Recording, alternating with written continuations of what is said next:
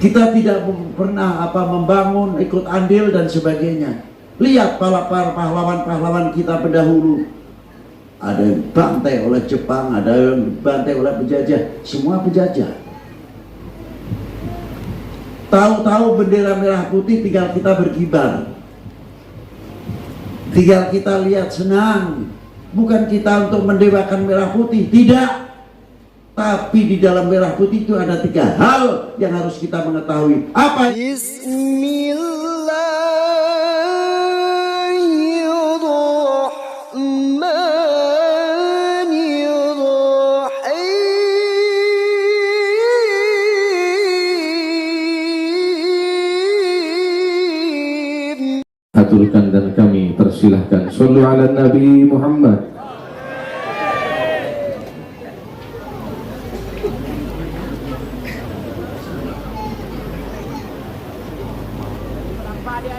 Assalamualaikum warahmatullahi wabarakatuh.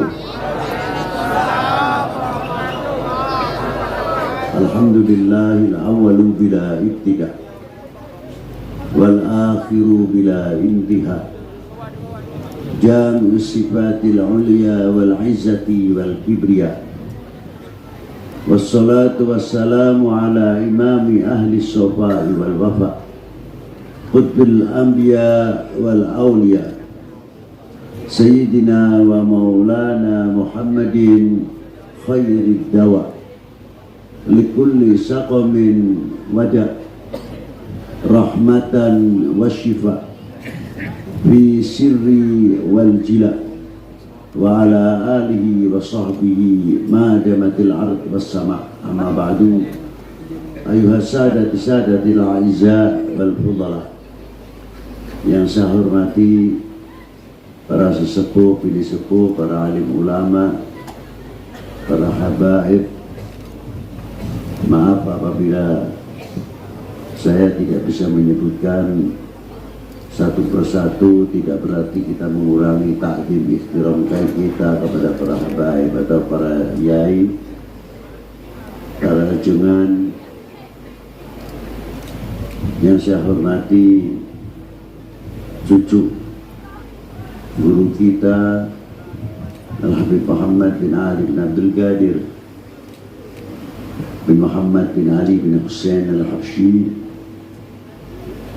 dan yang saya hormati keluarga anak cucu dari Al-Habib Muhammad bin Abdullah Al-Mutahhar. Maaf apabila saya tidak bisa menyebutkan satu persatu. Dan yang saya hormati bapak-bapak dari Purkominda, khususnya provinsi, yang saya banggakan, ya anak saya juga adik saya. Beliau mendapat fadl dari Allah menjadi Pangdam Tanjung Pura di Pontianak. Beliau Bapak Iwan Setiawan. Dan juga adik saya dan anak saya juga tidak lain Bapak Kapolda Pontianak. Semoga dua-duanya ini diberi kekuatan oleh Allah dalam mengayomi di Pontianak khususnya. Dan yang saya hormati bapak-bapak dari Purkominda atau yang mewakili, dan bapak-bapak dari instansi pemerintahan sipil, TNI, Polri yang selalu kita banggakan, panitia penyelenggara dalam rangka Maulidin Nabi dan kholnya Al-Habib Muhammad bin Abdullah Al-Mutahhar Al-Alawi radhiyallahu ta'ala anhu. Hadirin wal hadirat rahimakumullah. Malam ini kita kumpul bersama untuk melahirkan terima kasih atau syukur. Yang pertama dengan Maulidin Nabi, kita mengucapkan terima kasih. Apa sih sebabnya kita mengucapkan terima kasih lalu kita besarkan maulid ini? Karena kita mengetahui kalau hakikatnya minallah ta'ala, tapi syariatnya kita ngerti iman wal Islam pasti dari sebab baginda Nabi sallallahu alaihi wasallam. Dan kita bisa membedakan mana yang hak dan mana yang batil, mana yang halal dan mana yang haram, dan mana akidah yang benar dan akidah yang tidak benar. Dan kita bisa membedakan akhlak yang terpuji dan akhlak yang tidak terpuji. Kita mengerti taat kepada Allah, kita mengerti taat kepada baginda Nabi sallallahu alaihi wasallam, kita mengerti taat kepada kedua orang tua, kita mengerti taat kepada para guru, dan lebih-lebih kita mengerti Al-Quran dan sunnah Nabi sallallahu alaihi wasallam. Kalau tidak sebab dari baginda Nabi sallallahu alaihi wasallam, kita dari mana? Maka inilah pentingnya maulid Nabi selalu diperkembangkan supaya kita menambah syukur terima kasih kepada Allah Subhanahu wa taala, terima kasih kepada baginda Nabi sallallahu alaihi wasallam. Man lam yashkurin nas lam yashkurillah. Barang siapa tidak mengerti terima kasih kepada manusia, hanya sama halnya mereka tidak mengerti terima kasih kepada Allah Subhanahu wa taala. Semakin kita mengerti kepada baginda Nabi sallallahu alaihi wasallam, semakin kita menambah cintanya kepada baginda Nabi sallallahu alaihi wasallam, yang mana pernah bersabda, man ahabbani kana ma'iya bil jannah. Barang siapa mencintaiku bersama aku kelak di surga. Ternyata cinta itu rahasianya besar. Mengapa cinta diutamakan? Ayat betul. Qul in kuntum tuhibbunallaha fattabi'uni yuhibbukumullah ila akhir ayat. Ada lagi firman-Nya Allah Subhanahu wa taala yang maknanya bila mana qul in kuntum tuhibbunallah, katakanlah kekasihku kepada umat ini, bila mana kalian mencintai aku benar, artinya Allah Subhanahu wa taala.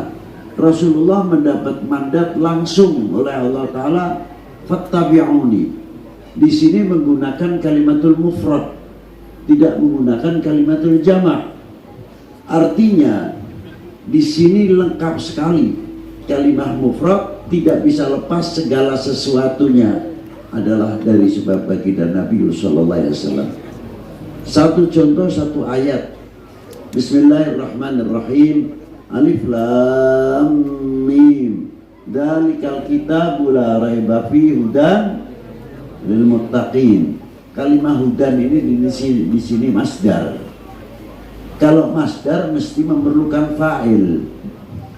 Nah, kalau masdar kalimah hudan adalah masdar, fa'ilnya siapa? Untuk mengetahui dzalikal kitab, ya yang diturunkan kitab kepada siapa? Baginda Nabi besar Sayyidina Muhammad sallallahu alaihi wasallam. Mengerti hudan tanpa mengenal dzalikal kitab sebab fa'il, baginda Nabi sallallahu alaihi wasallam mustahil akan mengerti isinya Al-Qur'an.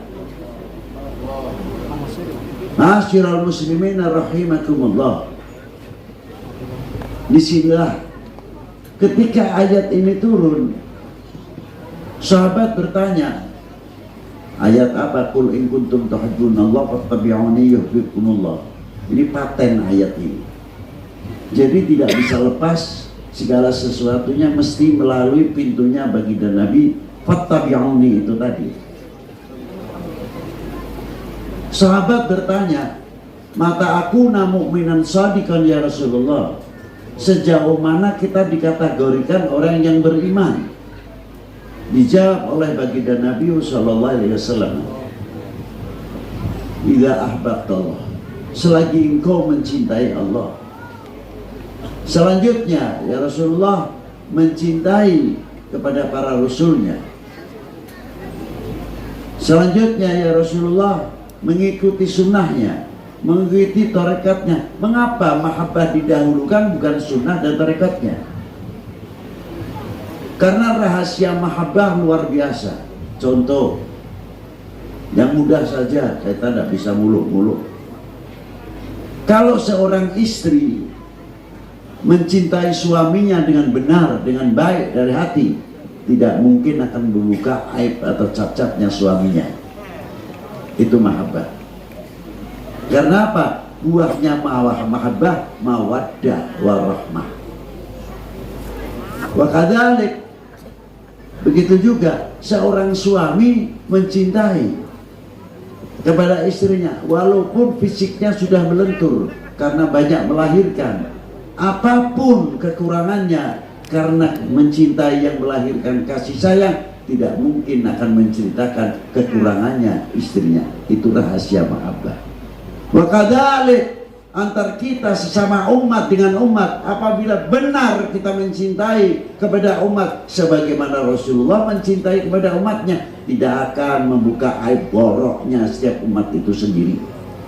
Saling akan menutupi, tidak akan memberikan kesempatan orang yang tidak suka kepada kita mendapat peluang karena kita yang membuka aibnya kita sendiri. Wa kadzalik, bagi orang yang cinta kepada bangsa dan tanah airnya, kalau suka membuka aibnya, kekurangan apa yang ada dalam bangsa kita sendiri, jangan salahkan kalau orang lain akan membuka aib kekurangan bangsa kita sendiri.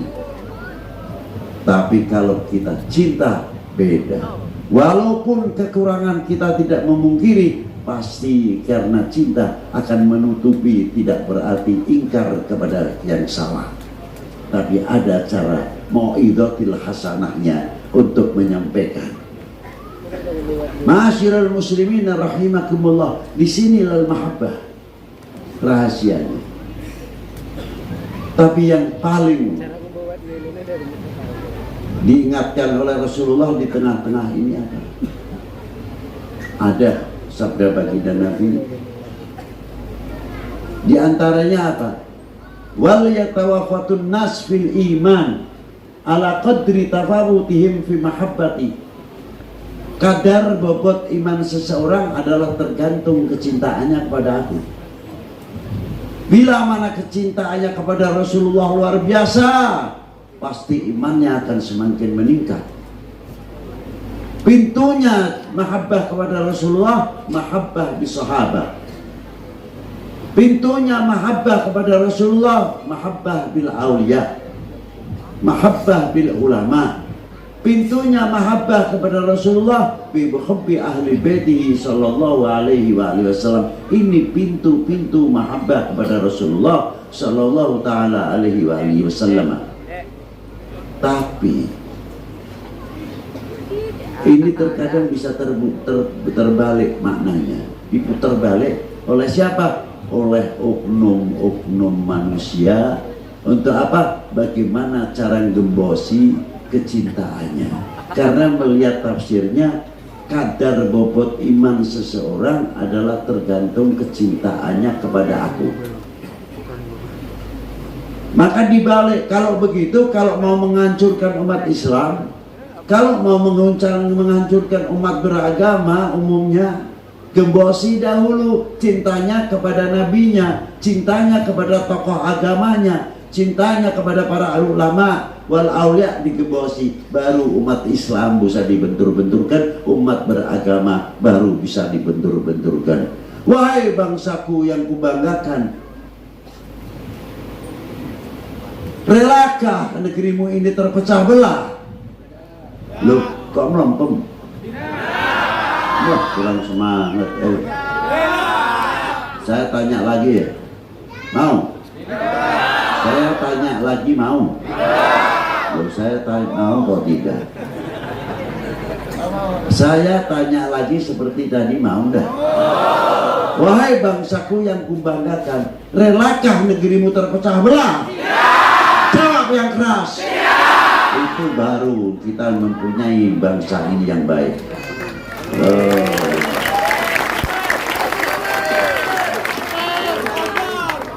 Terakhir ini dari ini apa? Kalau mau menghancurkan umat Islam khususnya, umat beragama pada umumnya, gebosi. Yang kedua apa? Bagaimana cara menghancurkan bangsa ini? Ini yang paling berbahaya lagi. Gebosi dahulu kecintaannya bangsa ini kepada bangsanya, cintanya bangsa ini kepada pemerintahnya, cintanya bangsa ini mengangkat kebesaran marwahnya TNI Polri. Gebosi sedikit demi sedikit. Ada oknum angkat, ada oknum satu angkat. Ini secara tidak langsung gembosi kewibawaan TNI Polri apa yang ada di dalam negeri ini. Kalau ada pemerintahan yang salah sedikit atau kesalahan ulama atau ustadz, oknum yang saya katakan di sini, biar rame supaya apa? Tidak percaya kepada ulama, tidak percaya kepada para habaib, tidak percaya kepada TNI, tidak percaya kepada Polri. Gembosin. Apa yang diorbitkan adalah kesalahan per kesalahannya. Ini di sini. Apabila ini terjadi, karena kita terpengaruh, akhirnya bangsa ini akan pecah belah karena dimanfaatkan oleh oknum-oknum yang suka melihat umat pecah belah, bangsa ini pecah belah. Baik, ma'asyiral muslimin rahimakumullah. Bila mana kita selalu ingat kepada Maulidin Nabi, kita akan ingat sunnah-sunnahnya. Bagaimana sunnah baginda Nabi, apalagi yang wajib. Dan kita akan selalu bercermin kepada akhlak dan budi pekertinya baginda Nabi sallallahu alaihi wasallam. Kita akan selalu mengingat jasanya baginda Nabi sallallahu alaihi wasallam. Begitu pula apabila kita mengingat, ini ada merah putih, tidak ada di sini. Ini cuma panggungnya ada merah putih ini. Benderanya mana? Coba kalau kita Habib Lutfi khususnya, orang lain apa? Saya tidak ngerti. Saya itu kalau lihat merah putih itu malu sebetulnya. Malu. Sebabnya apa? Kita punya kontribusi apa dalam bangsa dan negara ini? Itu yang saya tanyakan. Kita tidak pernah membangun, ikut andil dan sebagainya.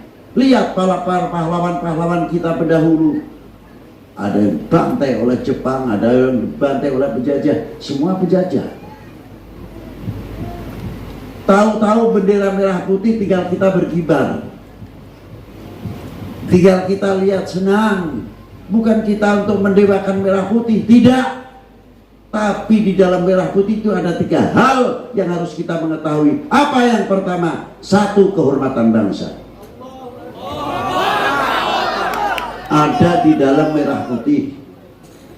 Yang kedua, harga diri bangsa ada di dalam merah putih. Yang ketiga, harga diri bangsa ada di dalam merah putih. Itu diantaranya.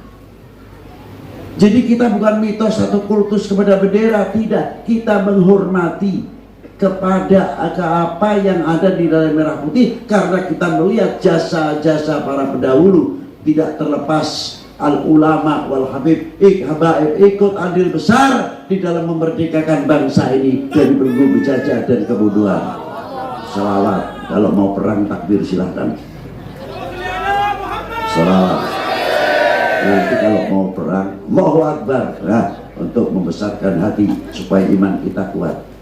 Mengapa Habib pilih selawat? Karena kita ngerti takbir, yang mengajarkan takbir adalah baginda Nabi sallallahu alaihi wasallam.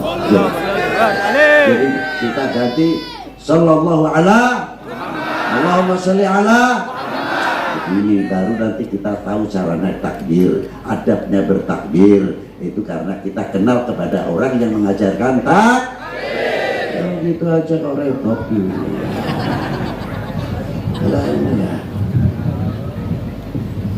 Ma'asyiral muslimin rahimakumullah. Dan dari hasil kita melihat itu selalu kita bercermin kepada ulama yang ikut andil besar, khususnya kepada kemerdekaan Indonesia ini.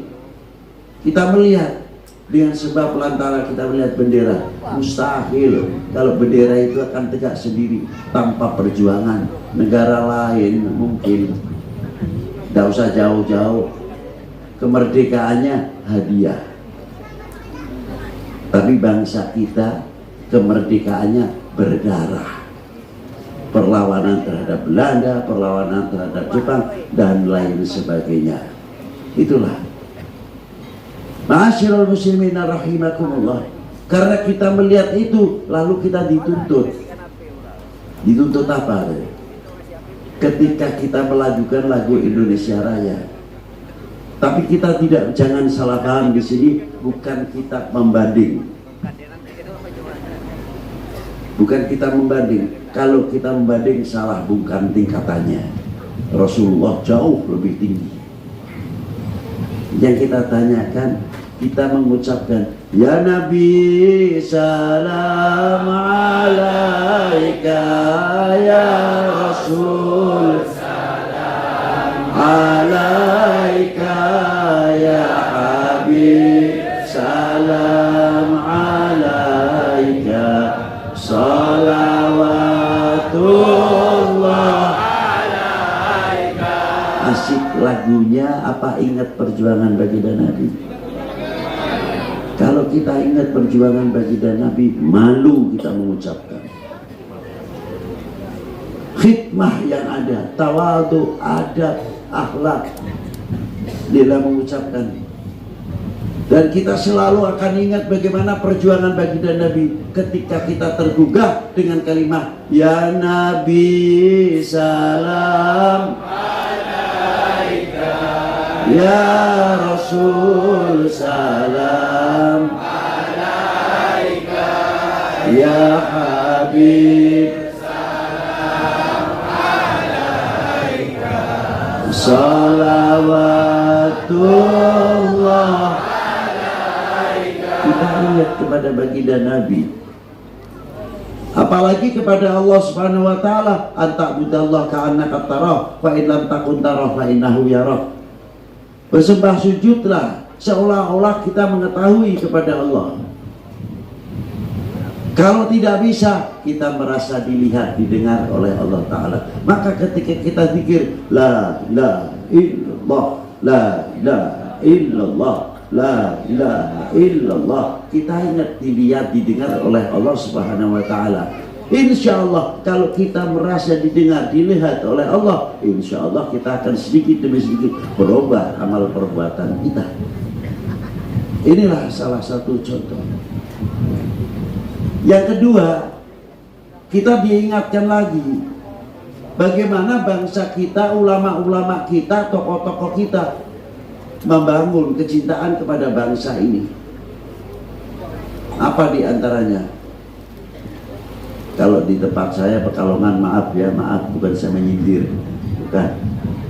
Kalau ada maulud, setelah kita bacaan maulud dan sebagainya, kita ingatkan untuk kita bersama melakukan Indonesia Raya. Indonesia tanah airku, tanah tumpah darahku. Dilakukan, diingatkan, bukan sekadar nyanyian atau lagu. Karena di dalam lagu kebangsaan itu ada ikrar. Loh, ikrarnya di mana? Indonesia tanah airku. Ini dalam lagu apa dalam seremonial atau pengakuan? Jawab.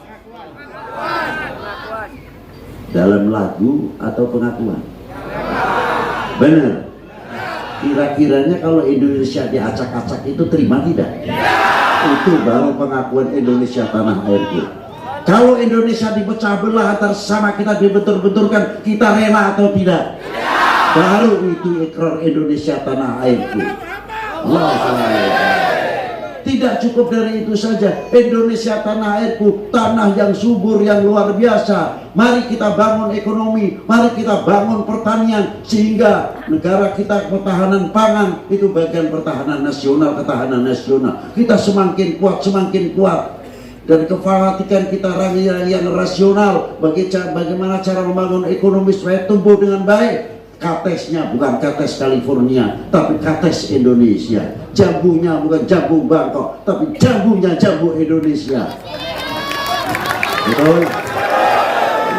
Harusnya kan begitu. Ini budaya apa yang ada di Kalimantan? Apa sarung Pontianak, batik Pontianak, lainnya apa lagi dari Pontianak. Kembangkan dengan nama-nama Pontianak yang luar biasa. Seandainya umpamanya jambu apa, ingin tahu jambu yang paling enak, pergi ke Pontianak. Itu sebenarnya jambu yang istimewa. Ikan yang paling istimewa, ikan asin, cari Pontianak, ebi dan apa, luar biasa. Bukan ebi nama-nama lain yang untung orang lain, tanpa iklan, tanpa membayar. Mana? Nanti ekonomi kita maju, pertanian kita maju, sesuai dengan pengakuan Indonesia tanah airku, tanah tumpah darahku. Apa dah luar biasa itu? Buktikan kefanatikan cinta bangsa dan cinta tanah airnya. Sampai Rasulullah bersabda, di mendidik umatnya bagaimana? Apa di antaranya Rasulullah? Walaupun ini masih beberapa ulama berpendapat berbeda. Hubbul Arab salatun. Kecintaan kepada dunia Arab 3 hal. Kita ambil yang pertama saja. Apa sabda Rasulullah? Mencontohi untuk umat ini, untuk bangsa. Li'annil Arabi. Saya adalah bangsa Indonesia, dengan bangga menyebutkan kebangsaannya. Kita supaya meniru. Saya adalah bangsa Indonesia. Saya bangga menjadi putra putri Indonesia. Kami bangga mempunyai tanah air Indonesia. Luar biasa kalau begitu. Kalau kita sudah tumbuh yang begitu, tidak mungkin bangsa ini akan mudah dipecah belah. Walaupun beda pilihan, walaupun beda baju, walaupun beda partai, dan lagi-lagi semuanya. Sebab apa? Indonesia lebih tinggi, lebih luas, lebih besar dari jumlahnya partai-partai itu sendiri. Partai bisa bubar, tapi Indonesia tidak bisa. Bendera partai silahkan sebanyak mungkin, tapi merah putih cuma satu. Ingat itu untuk kita semuanya. Setuju? Gitu kan, jangan boroknya uang orang dijual, boroknya sini dijual, orang awam bingung akhirnya. La ilaha illallah. Kita sampai sila kedua, kemanusiaan yang adil dan beradab, masih jual boroknya orang. La ilaha illallah. Mari kita beri contoh yang baik. Inilah bangsa Indonesia. Kecintaannya kepada Rasulullah luar biasa, kecintaannya kepada Allah luar biasa, kecintaannya pada para ulama luar biasa. Sering saya buktikan. Kalau di Pontianak, maaf, saya kurang paham betul, karena saya ziarahnya ke Sultan Abdurrahman dan sebagian lain, dan saya tahu di Jawa khususnya untuk ditiru. Apa di antaranya? Orang mati masih bisa memberi makan yang hidup. Mau percaya terserah, mau tidak percaya terserah. Loh. Lihat tuh dari Sunan Ampel yang ziarah non-stop, tidak pakai iklan. Barang siapa ziarah ke Sunan Ampel akan ditanggung mendapat syafaatnya. Barang siapa ziarah, tidak ada yang iklan. Puluhan bis setiap hari hadir ke Sunan Ampel. Mau Ampel Gading, Ampel Suci, Ampel Dentok, semua pedagang dari Bunda buka perdagangan. Dari kopiah putih, tasbih, sorban yang hijau seperti ini, gamis, jubah, dan lain-lainnya. Belum minyak wangi dan sebagainya. Ini mau masuk ke Sunan Ampel. Keropaknya, uang tidak usah dipanggil, masuk sendiri. Saya pernah sorbannya biar ke Seliru saya pasang begitu. Enggak, kena uangnya masuk ke sorban saya, tetap masuk ke kotaknya Sunan Ampel. Jadi kita kalah. Berarti kalau kita pahami, berarti orang di dalam kubur masih bisa membangun ekonomi kerakyatan. Betul nggak? Nah, kita sudah bangun apa? Jangan betul-betul saja. Ucap betul itu paling gampang. Nah, coba. Sunan Ampel di dalam kubur masih membuat ekonomi kerakyatan. Lingkungannya luar biasa, rejo dan sebagainya, makmur. Sunan Giri sama, Maulana Malik Ibrahim sama, sampai ke Sunan Gunung Jati. Malah Sunan Gunung Jati separuh muslim, separuh non muslim. Hebat saya bilang.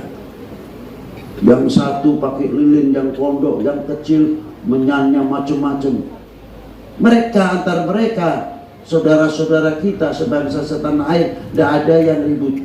Lilinnya kok kekecilan itu, lilinnya kebesaran itu, bakar-bakar menyanyi kok pusing ini kapan? Tidak ada yang ribut. Masing-masing dalam kepercayaannya, keyakinannya masing-masing saling menghormati. Di kelompok kita muslim, yang tahlilnya paling keras, yang tahlilnya berat, yang tahlilnya ngebut.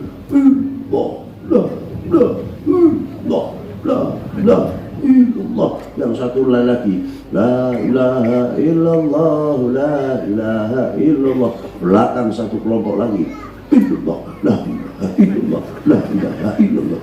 Tidak ada yang saling menuding. Kamu tahlilnya berat amat sih, kok tiru seperti saya ini. Loh, saya nikmatnya demikian kok.